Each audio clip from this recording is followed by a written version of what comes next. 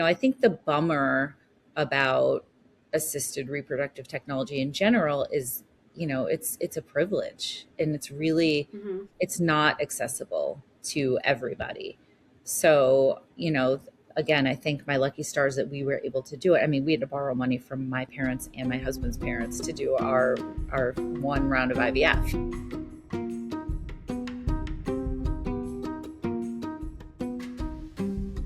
Barbara, it is so great to meet you. I can't wait to hear all about your fertility journey.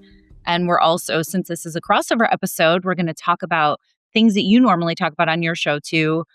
Obviously the financials, fertility and money. We're going to talk about men and fertility. I know you've talked about your journey a bit before on your show.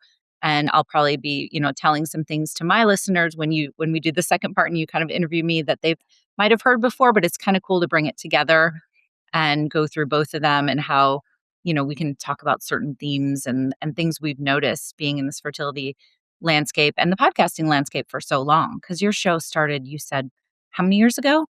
8 years ago. So we're going into our 9th season. Yeah. Okay. So yeah, mine started in 2019. So just a little bit after yours. But But a lot has changed oh my in God, both arenas, both in podcasting and in fertility. totally. So yeah, let's get to all that later. But let's start with what I always like to ask my guests, which is, have you always wanted to be a mom? So transparently, I always wanted to.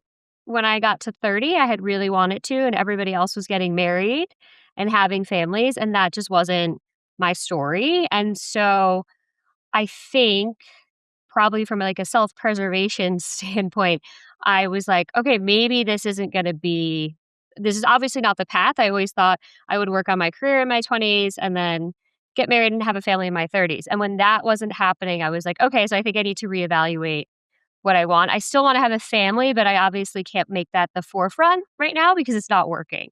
From a dating standpoint, that was putting a lot of pressure on dating.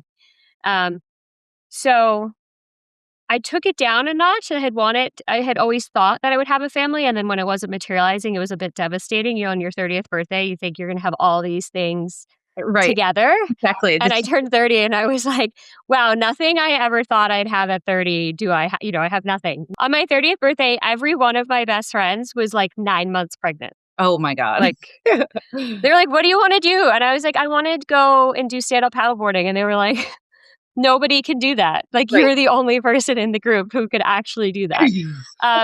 So I definitely had always wanted a family. What I will say is that I think I put it more on the back burner when I hit 30, just because I was always the bridesmaid, never the bride. I was constantly dating. Nothing was working out and everybody was having children. And Mhm. so when I hit 30, I feel like I was like, okay, so I maybe need to put this. I hope it happens for me, but I'm not going to make it such a priority because it's disheartening, I think, to when you want something and you can't have it. Right. So follow up to that is, what did you know about fertility growing up? Like, this is a common theme on my show because a lot of people were just taught, like, don't get pregnant. It's so easy to get pregnant. You can kind of have a baby at Yes. any time thanks to science and IVF and all the things. And now we know there's a lot more nuance to it. And, it's not as easy as we once thought. So tell me, what was Yeah, your sex education like? I went to Catholic school and Catholic college. So I actually just thought you could just easily fall pregnant. Like, you could literally fall down on the sidewalk. You could also fall pregnant. Right. That was really my naive understanding. Right. So I had no idea that it could be hard. Okay. I just thought that it was easy. I knew it would be easier from a biological standpoint to get pregnant younger than it would be to get older. But that hadn't really crossed my mind until I hit my mid 30s. That, at 30, 35 seems far away. And then when I was rapidly approaching 35, I was like, oh, this is concerning because now I'm realizing that I'm getting older and I'm still single, right? And so this could be a bit problematic. But I think it is interesting. I did grow up and just really thought it was easy to get pregnant. That's Yeah. like always, that was like my big fear was like, you can't get pregnant. Right.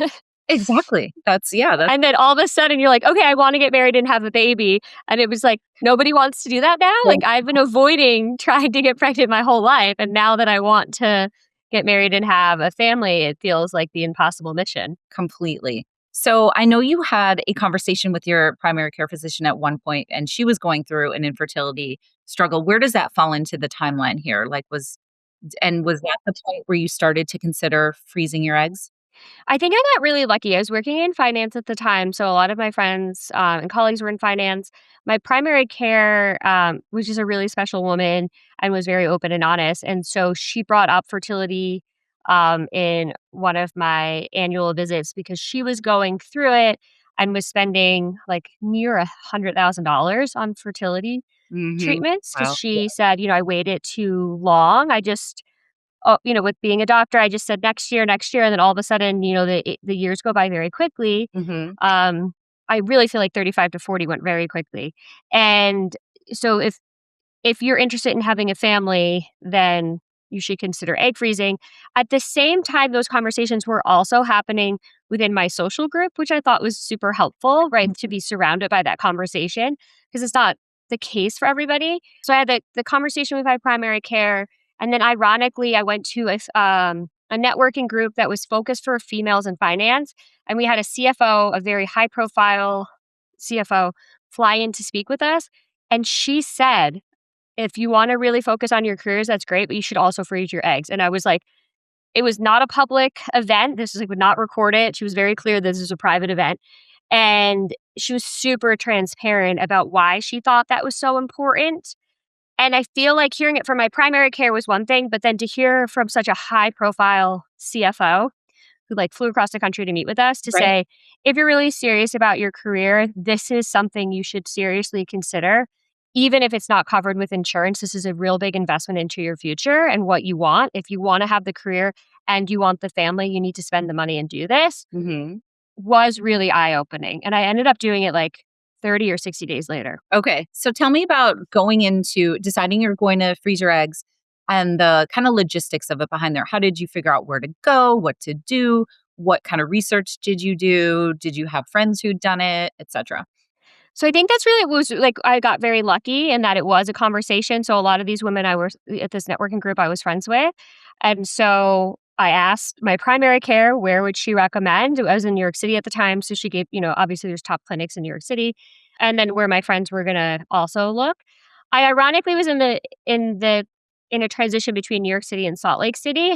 And so I looked out here in Salt Lake City too. I was a little on the fence because it wasn't as common out here to freeze your eggs. That was more of what I would say like a bicoastal thing at the time, where it was like Mhm. very much more prevalent in New York City, probably in San Francisco and LA. But in Utah, you looked at their website and it wasn't on there. Like it was a fertility clinic, but it wasn't like, here's the egg freezing Right. situation. Okay. It So was wait, like what year was this? 2018? 2019 is when I did it. Okay. Yeah. So yeah, that's So I ended up yeah, it was early. So out here in Salt Lake City, I decided to take the chance to do it out here because I was thinking about buying a house here, so it kinda made sense logistically if I was gonna give up my apartment in New York and be here. Mhm. So I went with a clinic out here, a fertility clinic, not an egg freezing clinic, because there's some that specialize now in just egg freezing. Right. And I definitely felt like the outlier. I don't know if I was, but I'd go in and they'd be like, "We're gonna get you a baby." And I'm like, "I don't want a baby." And they'd be like, "Oh." I was like, "I'm just here to preserve my fertility for optionality in the future." And they were like, "Oh, okay, Wow. okay." I was thinking just because I think that I was a little bit of an outlier Yeah, of going in just to freeze my eggs and, like, totally. being unmarried and not in a relationship. Right. So, But good for you that you advocated for yourself and did that? I think it was the best thing. It was, my girlfriends that worked in finance, we did it, who were still single and approaching 35, so I did it right before I turned 35. Mhm. It was a little odd going in and then, when you go in for all the appointments, they'd be like, "We're gonna get you a baby," which is nice. They were being nice, but I was like, "Yeah, but that's not what I'm like, I'm not here today to try to get a baby. I'm trying to give myself the optionality for a baby in the future." Right. So I'm glad that I stuck with it. Yes. So tell me more about the meds and I believe I'd read that you ended up with OHSS, right? Can you tell us a little bit about those things too? Yeah, so I didn't think I mean, it was a little shocking at first if you haven't done egg freezing that they send you all the vials and you mix everything Isn't yourself that and put it in wild? a needle I and still inject can't get it. over that. I was like, "Wait, what? I have to do this all myself?" It's come we'll talk about this when we talk about the changing landscape of fertility, but I was like, Wait, there's so many dumbasses like in the world. Like we're all, like, including myself, we're supposed to do this ourselves. Like, how much margin for error is there? I was like really bad at every science class, and then you're mixing it, and then there's bubbles, and I was like, don't air bubbles kill you? Like, if you put Right. bubbles in, Right. And it's like, because they're like, get the air bubbles out. that's a $500 spill, like it's so Yeah. expensive and the stakes are so high. I couldn't believe that they just like send you this box. My box, I've said this before, but my box got lost the night before. I was supposed to start in the morning, and the pharmacy's like, yeah, we delivered it. And it was not at my apartment in Brooklyn. And I was like freaking out. And at the last minute, a neighbor, like way down the street, came to the door and was like, I think this is for you. And I was like, I like jumped into his arms, like never met him before. And I was like, thank you so much. And he's like, oh my God, what is happening right now? Yeah, it is high stakes. I once you get comfortable doing the shots, one of my best friends and I did it together. Obviously, the syncing of the schedules was not exact, so she did it 1 month before. Mm-hmm. So I called her about the air bubbles because I was like watching the YouTube. Like, you watch a YouTube video, Right. like you, and yeah. So I called her and I was like, "Are the bubbles going to kill me?" She's like, "No, the bubbles are fine. Just like tap it; they'll go to the top." Mm-hmm. And so that was all okay. I think they've changed this since. The worst part for me was the trigger shot because it was like the intramuscular. Mm-hmm.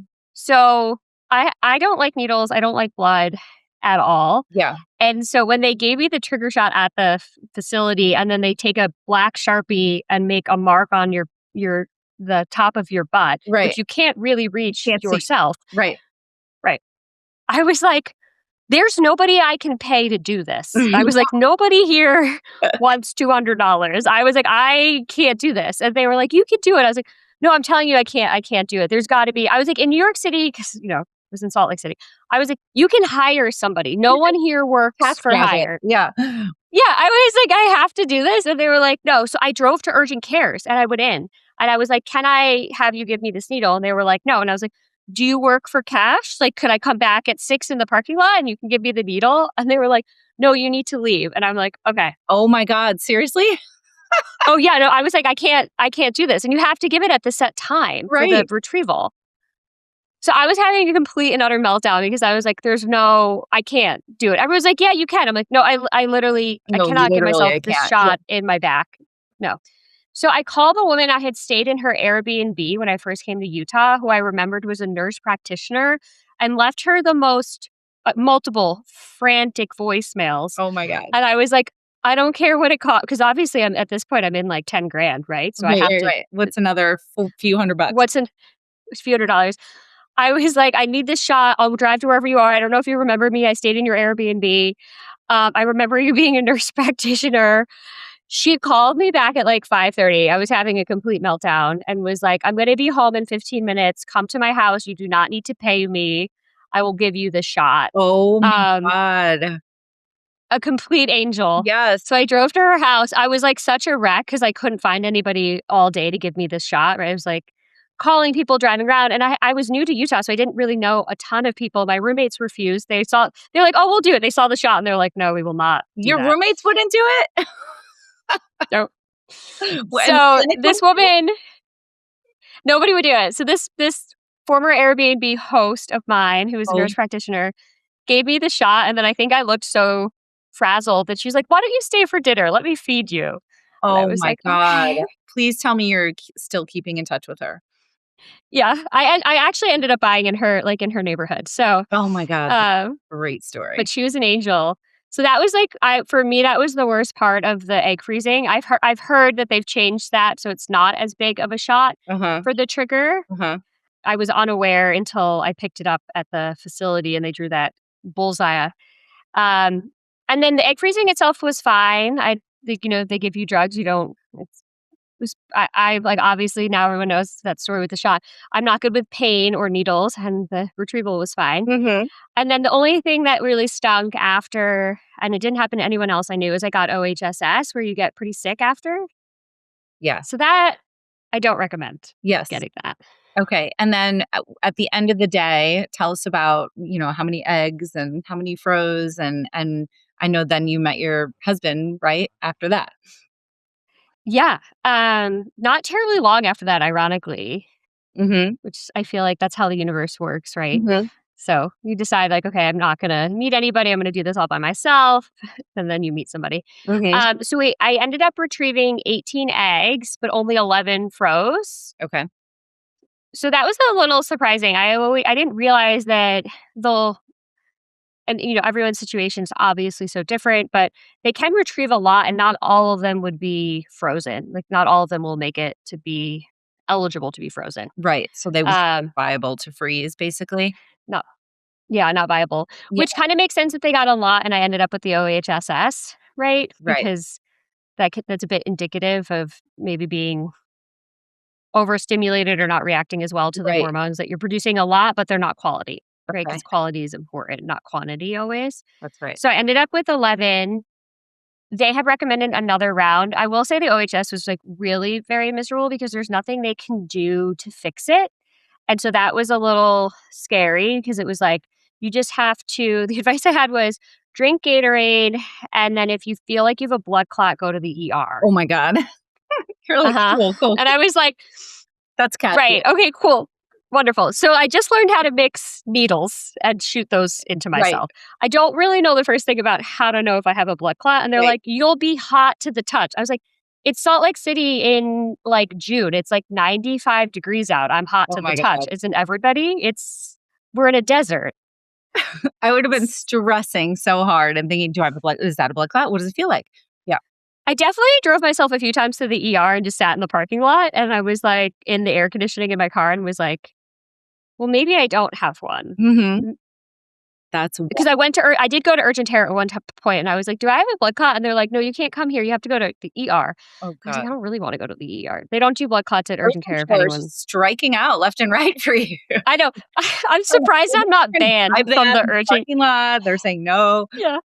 Oh my God. Okay. So let's fast forward to once you and your husband got together. I'm sure you talked about family building and all that. Did you, how soon after you guys got together did you mention that you had eggs frozen? What was his reaction to that? So my husband is very easygoing. And he, obviously this is why it worked out, because every other time I was dating a guy when I was doing the egg freezing and he was like completely like taken aback by it. I was like, this has nothing to do with you, except I can't meet you for dinner in the middle. Like I have to have a shot. Like, so we can either have dinner before or dinner after, or I have to bring my shot with me. Mm-hmm. And that was like very irritating. Yeah. Annoyed by that. That's not your person. You made the right. No, definitely not. Yeah, not my person. So my husband and I talked about pretty early on with dating, like I wanted to know like what he was looking for. And he was like, I'm looking for marriage. I want to have a family. So we talked about it before we were even married, that I had already frozen my eggs. So he knew before we married. And then we got married and I wanted to be married and try naturally against the advice of doctors. Okay. But for some reason, after having gone through the OHSS, I didn't totally take the time to know what the process was to use the eggs. And I was very concerned with having to do all the hormones again. And I didn't want to get sick again. Right. So I had just said to my husband, without having actually looked into it, I said, I didn't really do very well with the hormones, which is why I never did a second round despite them recommending it. I said, let's try naturally for a little bit and then see what happens, which we didn't get pregnant, obviously. So my husband's like, I really think we should try to use your eggs. Okay. So he was the one who kind of pushed it to happen a little sooner. And so for some people listening who might not know the process, what is the process? Obviously, you have to unfreeze the eggs and make embryos with his sperm. And then yes. But the hormone treatment is different. And so I really didn't put a lot of effort. I put a lot of effort into initially the egg freezing. And then when it came to the IVF, because I had wanted to try naturally, I wasn't putting a lot of effort into it until we started. So much so that I had a girlfriend send me her extra drugs, not knowing the drugs for the egg freezing portion are completely different than the drugs for the IVF. It's not the same at all. It's like two very different stages. Right. And so the hard part with all the hormones is just the egg freezing. The secondary part is a lot less, in my opinion, and it was a lot less on my body than what I went through with egg freezing. So essentially they test both of you. My husband ended up having a problem. So he had to have surgery, which delayed everything about 6 months. Oh, wow. Yeah. Was it like I do think TZ surgery or what? Like what is It starts with a V. It's a long Okay. they have to go it's like a structural issue. So they go in and they do surgery for him, Okay. and then that improves everything. So we did that first because it was gonna improve the embryo process, Mhm. but it also explained why we weren't getting pregnant naturally. Interesting. Okay. Yeah, so I always tell all my girlfriends, and I wish no one had ever said this to me. My husband is like a super athlete in great shape. I would have never thought he would have a problem. And so I always tell anyone who ever asked me about the process, I would always get your partner tested at the same time as you Yeah. because you Just don't like know a who it baseline, is. right? Yeah. Yeah, just as a baseline because it could be either person. There's just always, I feel like, has always been so much emphasis on the female's fertility. Right. It's 100%. starting to change, but Yes. Yes, we'll talk more about that in a bit too. yeah. Yeah, for sure. So he had surgery and then we did embryos. And that is, we're not really involved with that, right? They just unfreeze them, make the embryo. So once again, like nothing for me to do. And then you can choose between doing a medicated and unmedicated cycle. Mhm. For timing purposes for my job, I chose medicated because we could schedule it. Okay. So were they going So to then do a frozen they froze the embryos and then you did a transfer, or was it a fresh a frozen transfer. Got it. Yep. Okay. And we did that for timing purposes. So I did the medicated option. So they put you on birth control. I think I was on birth control for 2 months or 1 month. And then for me, at least with the medicated, I took estrogen. We did the transfer. And then I started on progesterone oil shots. Mhm. Mhm. I would give those 0 stars out of 10. Yes, exactly. What didn't you like about that? Once again, those are huge Yeah. needles. I was like, these needles are still around. Have we not gotten rid of these in I know. 7 It years? does look very, like, antiquated or, like you're like, "Where's the guillotine?" Like, "Do they still make Yeah, it's like a huge needle, yeah, it's a huge because it's like a needle. thick oil, yeah.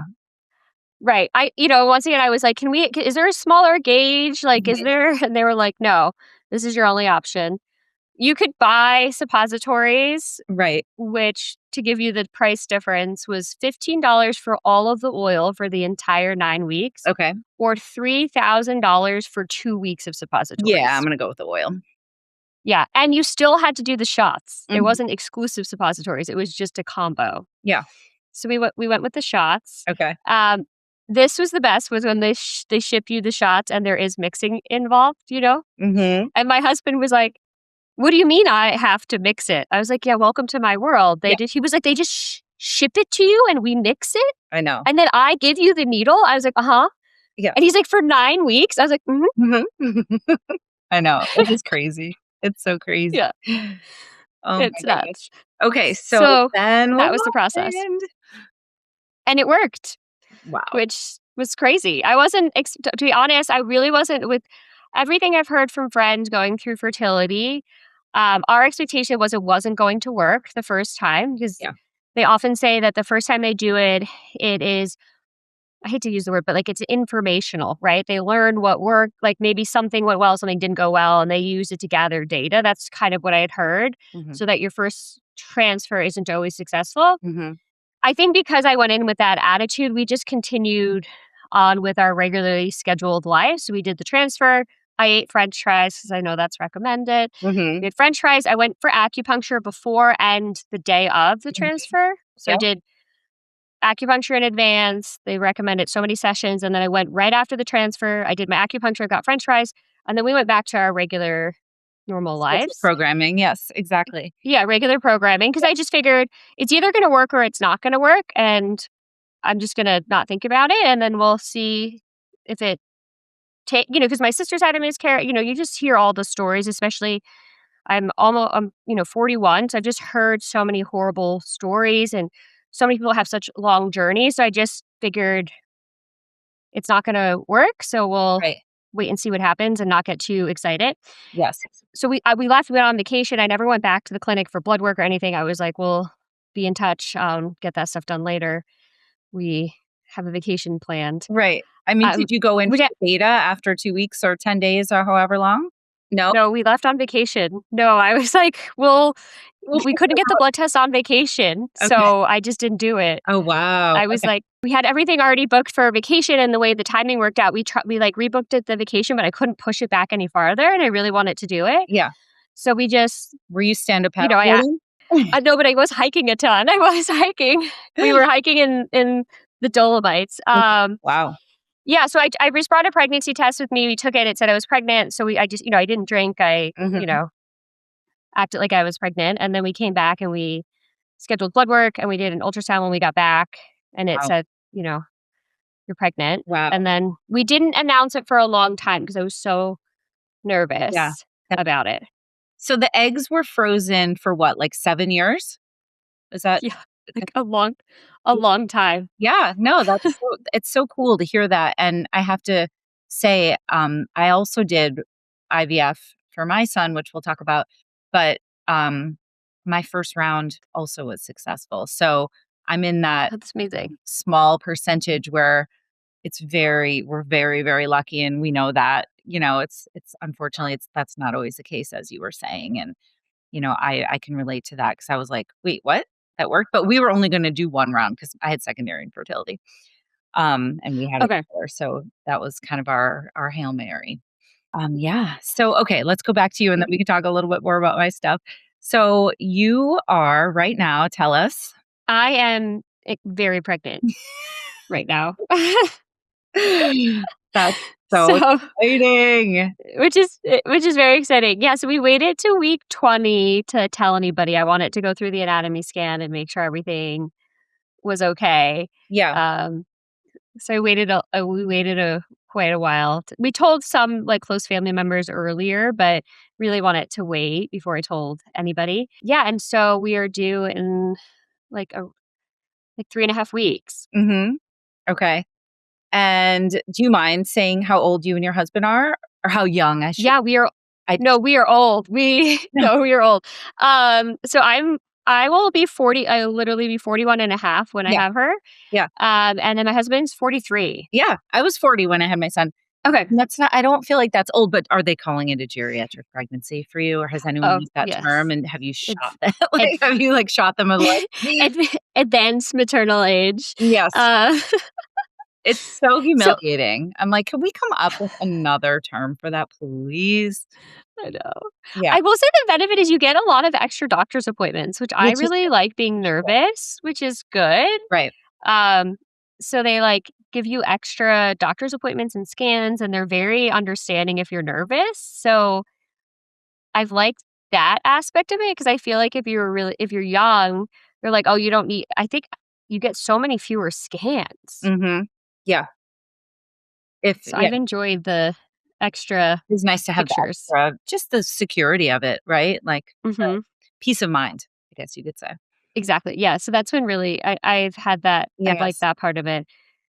But yeah, I would say like we're older, like in my head when I thought about this in my 20s, I was like, I'll definitely be married and have a family like starting at 30. It was always in my head at 30. Mhm. And so it's very ironic that that didn't happen until almost 40. Like my Mhm. husband and I have been married 3 years. So it was like almost 39 when I got married. Yeah. Well, I'm so happy for you guys, and 41 is not old in the scheme of life, but I know what you mean, it's not how you thought your life was gonna play out, but Hmm. you look very young. I'm sure you're super young at heart, and, this is awesome. I'm so excited for you guys. Thank you. I Yes. appreciate it. Yeah. So tell me a little bit about how you got into the fertility space. And I just absolutely love your podcast, which Oh, is Infertile AF. I think it's just so nice to have a resource out there because, with my journey, I started it so long ago with freezing the eggs. It just wasn't that talked about back then correct. about what fertility looked like, what fertility cost, what happens if it isn't easy. And also, I felt like it was so focused on the female gender. 100%. Um, So I am a journalist, and I, same as you, like, was very career focused. My husband and I had moved from Chicago to New York when we turned 30. All my okay. friends in Chicago were starting to have their families and have babies then, but we were like new to a city that we didn't know anybody in. And we're like, don't need to start yet. Let's have fun and meet new people. We didn't even know how to use the subway. So we were like, we can't have babies yet. So we pushed it off. Point being, I think if we would have stayed in Chicago, I probably, would have started to try when I was younger. But like we were talking Yeah. about at the top of the show, I didn't know much about my fertility. I really didn't know that it was going to be significantly harder as you got older. I figured, Mhm. a little bit, but there's a vast difference between doing it at 28 and doing it at 35 or beyond. So Yeah, a I huge difference.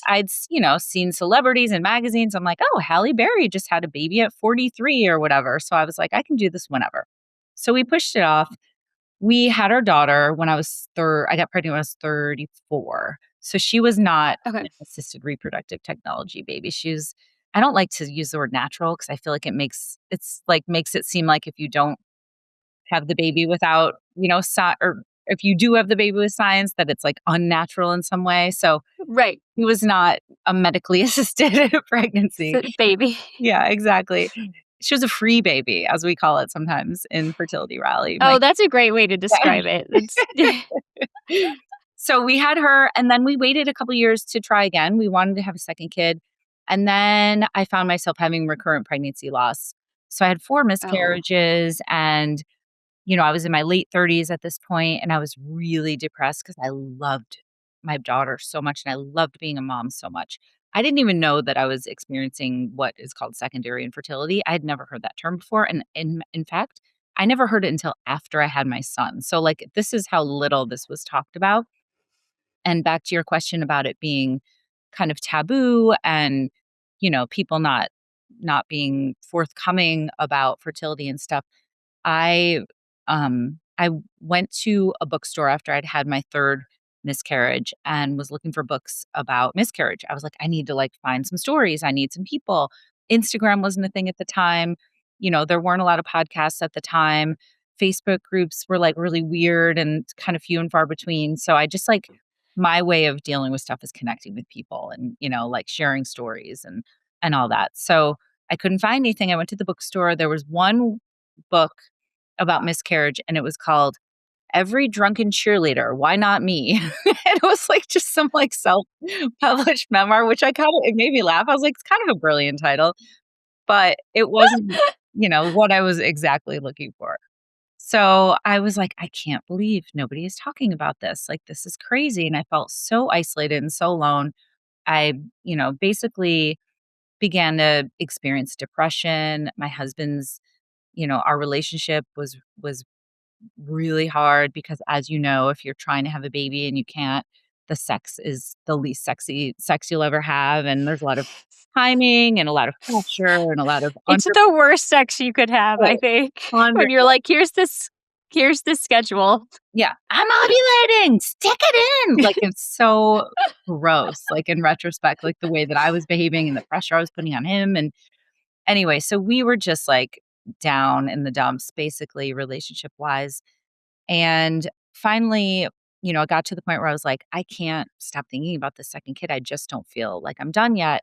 And we weren't on the same page about that because after the 4th miscarriage, he was like, I think we're good with Ever, our daughter. And I was like, I don't think we're done yet. I just can't. And I remember thinking, I'm so sorry. I wish I didn't want this so badly, but I can't ignore it. Because I felt like I was really Mhm. causing a lot of problems in our marriage and it was causing a lot of stress. And it was like, it would have been so much easier if I was just like, yep, we're good, we're done. But I just didn't feel that way. And I do want to say to people who might not have heard my story before, secondary infertility is interesting, right? Because you have some people being like, well, at least you already have a kid. What are you putting yourself through this for? And I Yeah. always try to explain it coming from a place or like they guilt you into like, you're not satisfied. Like, aren't you satisfied with one? And I try to spin it. I'm not to even spin it, but I try to reframe it because this is how I truly feel. It's not about not being satisfied. It was like, I love being a mom so much that I wanted to do it again. Like, I didn't wanna be done with that newborn and baby phase, and I wanted another kid, so it was, like, coming from a place of love, not a place of greed, you know what I mean? And I feel like sometimes people misunderstand secondary infertility and don't think it's as hard or I always say it's not the pain Olympics. Like if you're going through any sort of infertility, it's hard and it's painful. So whether it's primary or secondary or you're trying for a third or fourth kid, it's just sucks across the board. So I just want to say that to anybody who might be experiencing secondary infertility and not feeling validated, like their pain isn't warranted. Or, I think as women, we do ourselves a disservice sometimes being like, well, I wasn't that far along, or, I already have a kid. We even do it to ourselves. And I just I feel like we should stop doing that and acknowledge that, like, this shit is hard and it's okay to feel terrible about it. And, I just want to like support anybody who might not be feeling supported, that whatever they're going through, if it's not, quote unquote, what people think is hard. You know what I mean? That's the hard part about fertility. I feel like you get a lot of unwarranted feedback Yes. that people are trying to maybe say, and some, I think some people are well intentioned and they want to say something nice. And it's just until you walk in or on that path, whether it's primary or secondary, you just don't know how sensitive it is Hmm. to be in that position. Absolutely. And I think it's just better to, instead of judging people, just be there for them. And even if you don't Mhm. understand what they're going through, to say, because people ask me all the time, "What do you say in this scenario? What do you say in this scenario?" And sometimes I feel like it's okay to even be like, "I don't know what to say, but I love you and I'm here for you." You don't have to have the perfect thing to say, but it's oftentimes better to admit that than saying nothing at all. Yeah, or saying something that comes off insensitive when that's Yeah. not the intention. Or too judgy. Yeah. Yeah. Yeah, or judgy. Yeah, because that's the last thing you need. Exactly. So, back to the story really quickly. So we finally, my husband and I agreed. We didn't have any IVF coverage. This was all out of pocket. And, we don't have a shit ton of money. So we were like, this is very expensive. And we can talk more about the financials of it, obviously. But we agreed to do one round of IVF because I went and saw a Okay. specialist who ended up being my doctor, Dr. Klein, now at Extend. And Okay. he was amazing. And he basically said, "You're the perfect candidate for IVF. You've got a really healthy egg supply, or an egg quantity. We just have to find the quality ones. And the reason you're having miscarriages because your egg quality. So it's an egg quality issue that's leading to this recurrent pregnancy loss." So, like I said before, we did do the one round of IVF, and I'm so, so, so lucky that it worked. And I had my son in 2015. So, it was, Amazing.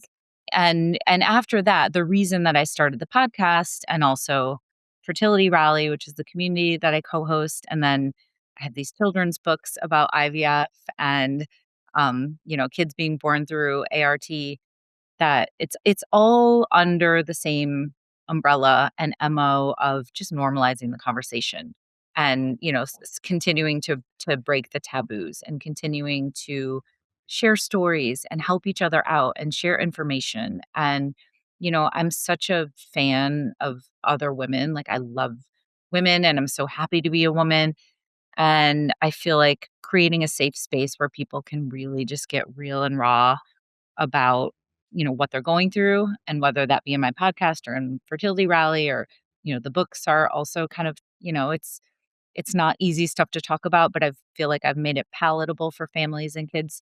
I think it's just important to get that stuff out there, because the more we talk about it, the more normal it is and the more understood, people are in general who are going through any sort of fertility issue.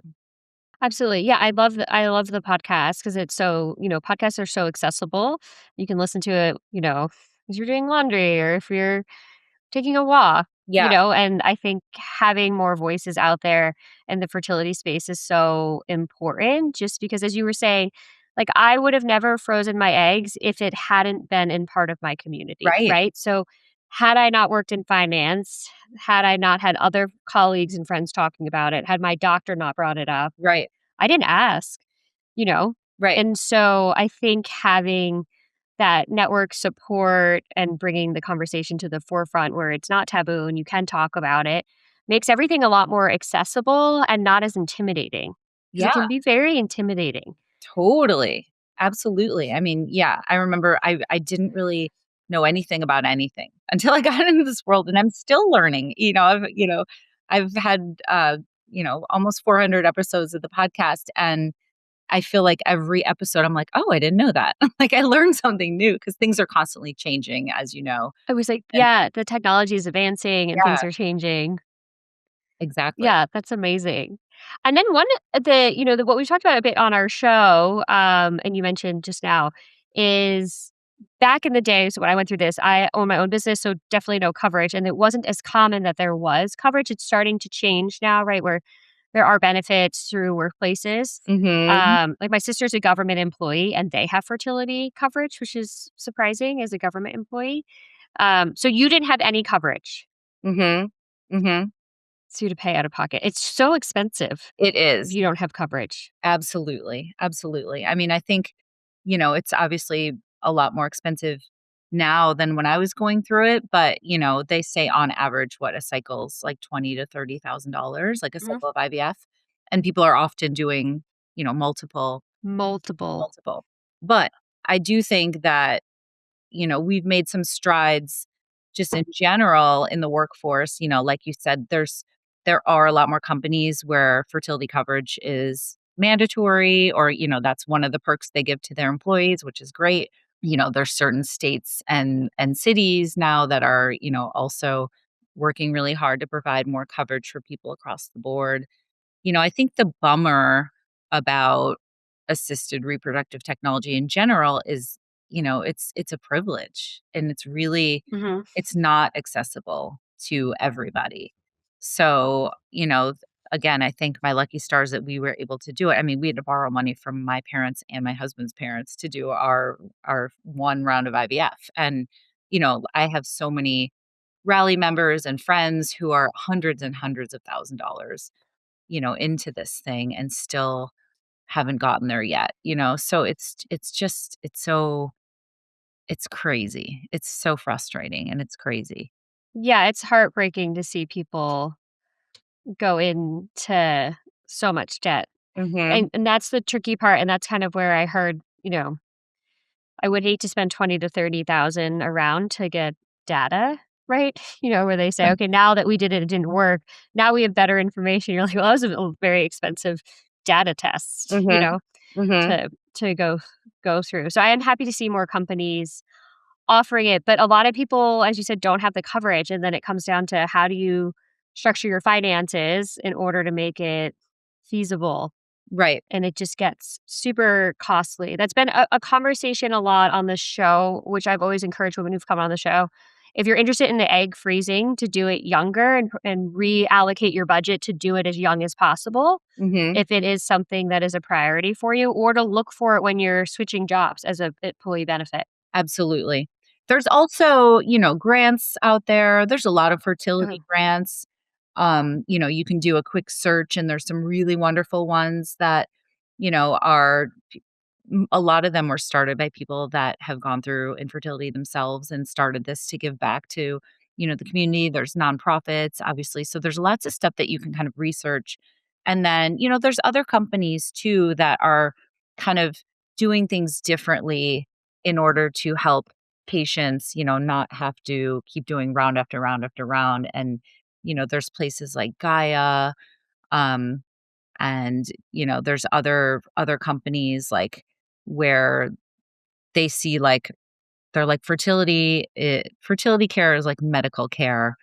Mhm. So they're doing things differently, moving the needle, and I would encourage people to check them out. It's gaia.com and see what they're doing to like help people who might feel financially stifled, and there's a couple Okay. different ways that you can work with them to make it easier when you're going through IVF and, any sort of fertility stuff. So that's just one of many that, the good thing is, like, it does seem like I said, a lot of people who have gone through some sort of fertility struggle created a brand or a product or a podcast or a book or a something because they wanna make it suck less for everybody else, and, Yeah, I think one of the ads on your show was for a PhD, and she fertile. has an ad fertile, okay. Yes. Yeah, I thought that was so interesting because when we were going through it, they give you all the options, right? So we went right to IVF for what I thought financially made sense, like, we're just gonna do the IVF,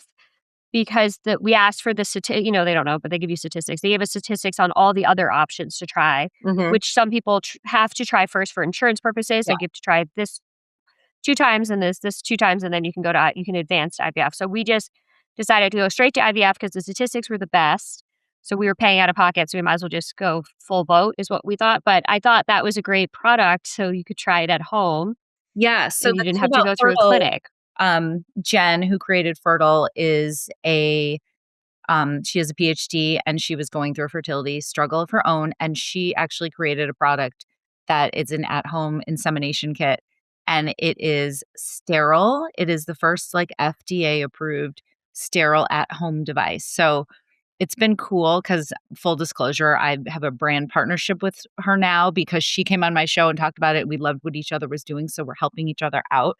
So I just want to be transparent that Sure. but I only work with people that I truly believe in, and I think my listeners know that. But anyways, so she's been getting all these fertile success stories, people who Oh, it's amazing. gone through, round after round of IVF or whatever it may be, and then used fertile and have gotten pregnant. And there's been at least 2 people in the last like 6 months that have, that I'm aware of, and I'm sure there's more, but it's been cool because again, she created something new that's kind of groundbreaking and just again, another option, and it's not a ton of money. So it's just Right. another thing to try. Yeah, absolutely. That was, like, the interesting thing about listening. I listened to a few episodes and Mm. hearing 'cause, I didn't really do besides the egg freezing research, I didn't really do much research until we went to the doctor, met with the doctor. Yeah. I was lucky that I had friends that worked at that clinic at that point. I was friends with one of the doctors, one of the nurses. Mhm. So I just trusted, as you probably my theme is I trust people in my network. Yeah, I trusted that I would just take their advice. So I didn't have to do a lot of research.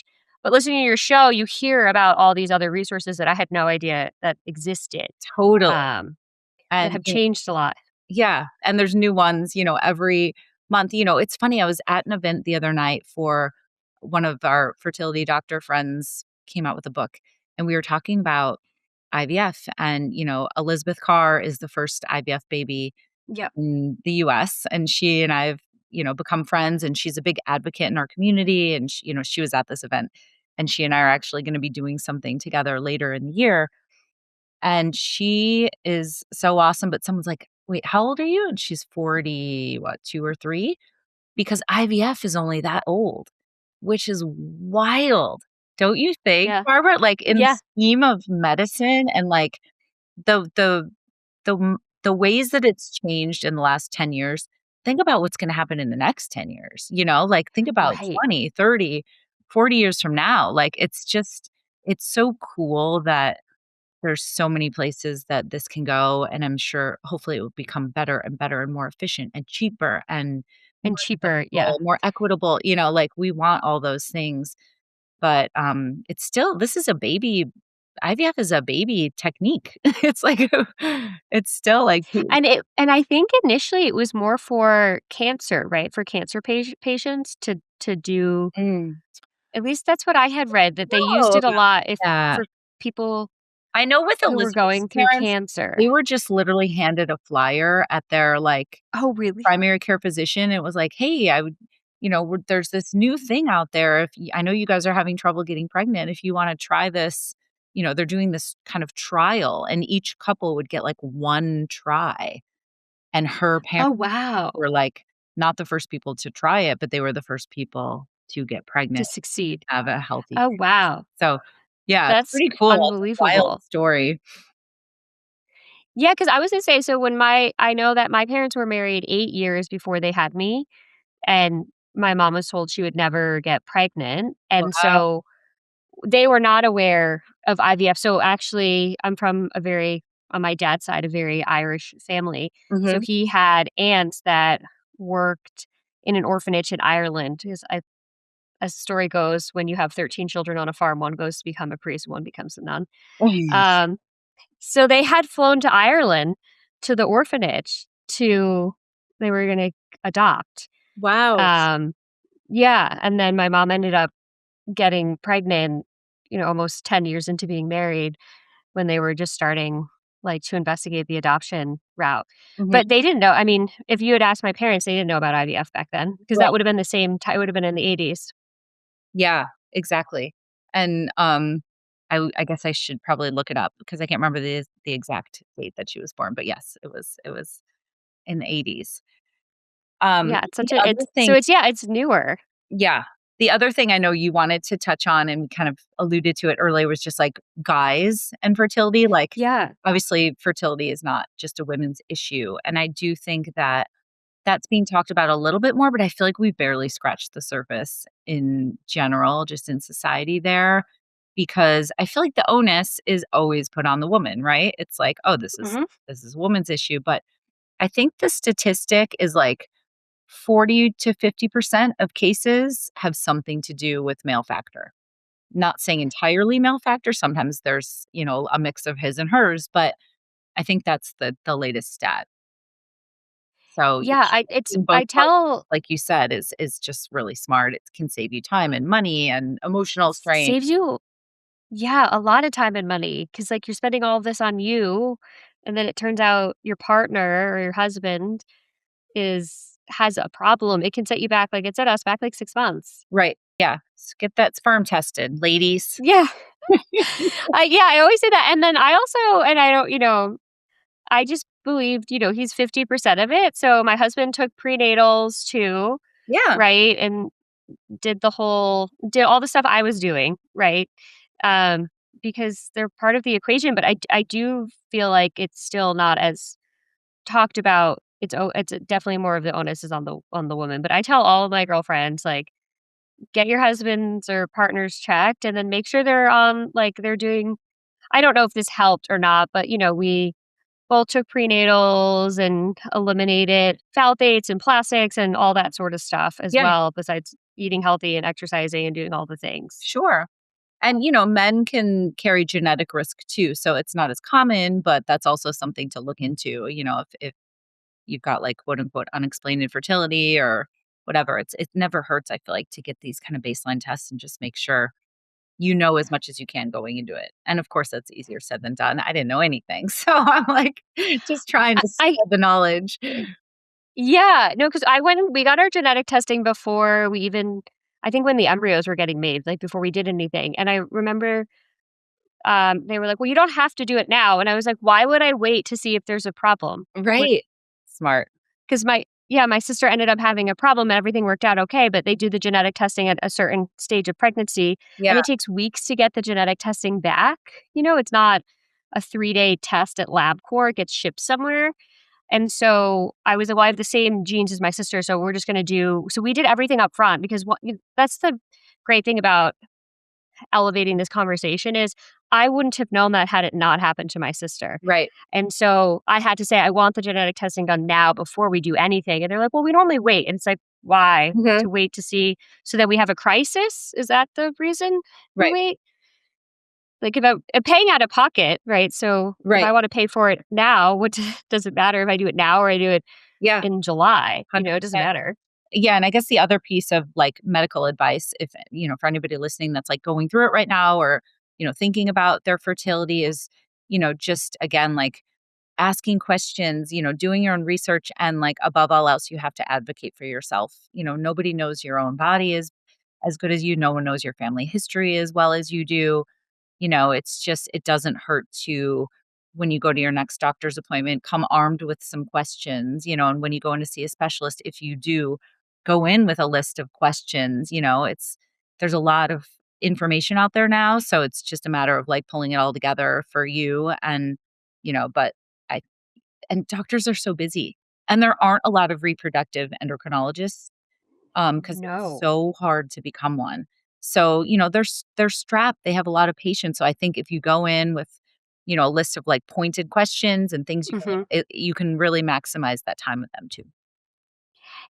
That was the other thing. I didn't realize how rare it is to have a double board certified Yeah, reproductive I endocrinologist know. because that's what you need. Yes.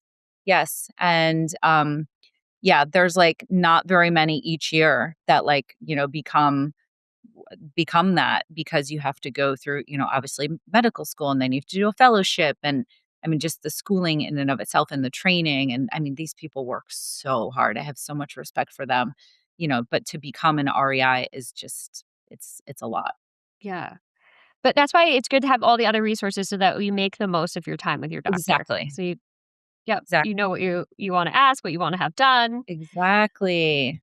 And then always ask for the pricing because sometimes they don't volunteer that often. Oh, You my want to other say, pro tip about pricing too, for you and, your listeners and mine, if they haven't heard me say this before, is a doctor told me this. Everything's negotiable.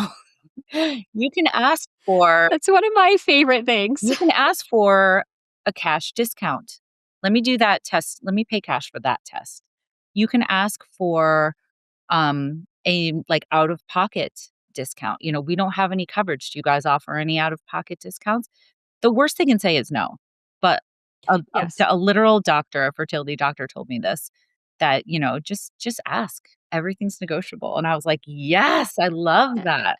Everything is negotiable. We ended up paying for my husband's surgery cash because it was cheaper than putting it through insurance. So we basically, you should ask for a cash discount and then a one-time payment, you get a discount too sometimes. So you say, I'll pay in full in advance. Mhm. And then, so we ended up getting 40% off the sticker price, and the sticker that was like the sticker price just to pay out of pocket, and that sticker price then with the 40% off was significantly cheaper than using our insurance, which is Yeah. unbelievable. Yeah.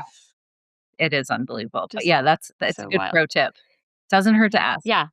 Always good to ask. Well, Allie, this was a great conversation. I'm so excited to introduce our listeners to you and your podcast because it's something that definitely comes up on our show about fertility costs, egg freezing costs. Yes. So you have a lot of great resources. Same. And thank you so much I loved hearing your story and what you have going on too. So hopefully some of my listeners will start listening more to your show and we can all just become really damn smart in all these different areas. Yeah, that'd be amazing. And where can our listeners find you? Where's the best place for them to find you? So you can follow me on Instagram. It's Infertile AF Stories. The podcast is called Infertile AF and it's free. It's on all the different platforms. And like I said, there's almost 400 episodes, covering everything. You can just go in there and search for a topic and you'll get like a bunch of different episodes. There's been like celebrities and non-celebrities and doctors and experts and I try to make it as diverse as possible. So hopefully you can find something, that applies to you. And then I have a website called Infertile AF Group, which is where you can find the work of art series of books. So the first children's book I wrote was about my son, learning he was born through IVF and explaining that to him. And there's been 2 other books since then. And a fourth one is being written right now. So, it'll be a whole series. And, it basically just covers all the different ways that families are created. And let me go throw it back to you and say, where can my listeners find you?